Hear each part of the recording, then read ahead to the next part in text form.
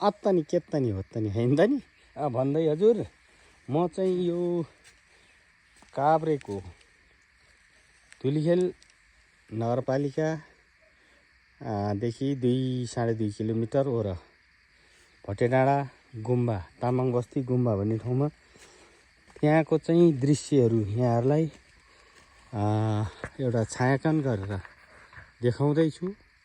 यहाँहरूले चाहिँ हेरेर खुसी हुनुहोला भन्दै यो ठाउँमा करिब धुलिखेलको 2-2.5 किलोमिटर भन्दा बेसी छैन। यो ठाउँमा चाहिँ बाटोको गति हेर्नुहोस्। यहाँका नेताहरूले कानमा तेल हालेर बसेका छन् कि यति नजिक यस्तो पर्यटकीय क्षेत्र को चाहिँ भटेडाँडा भन्ने ठाउँको तपाईहरु अवलोकन गर्न आउनुहोस् त कति रमाइलो छ। जसरी हामीले अहिले तपाईहरुलाई गोपी भन्ने सिरियलको चाहिँ यही ठाउँबाट छायाङ्कन गरेर तपाईहरुलाई देखाउँदै छौं। कति रमाइलो छ। तर बाटो घाटोको लागि भनेदेखि चाहिँ सारै पिछडिएको ठाउँ रहेछ यो। हेर्नुस् त बाटोको ताल त्यही धुलिखेलमा चाहिँ धुलिखेलबाट उता पूर्व जानी यता रामेछाप दोलखा चरीकोट जानी बाटो यही मुनि तीबाट चाहिँ जान्छ। तर चाहिँ यो भटेडाँडा भन्ने ठाउँमा चाहिँ यस्तो रमणीय ठाउँमा पनि हाम्रो सरकारको चाहिँ ध्यान किन नपुग्या हो भन्दै मैले यहाँहरूलाई देखाउँदै छु। हेर्नुस् त कति रमाइलो ठाउँ छ। कति चाहिँ सुन्दर बस्तीहरू छन्।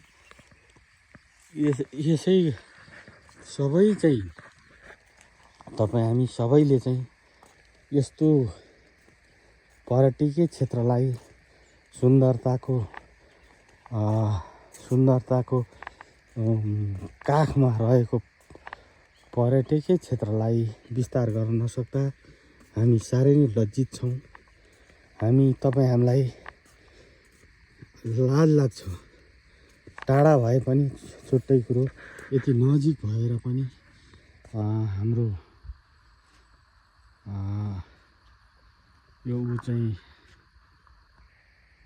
ठाउँहरू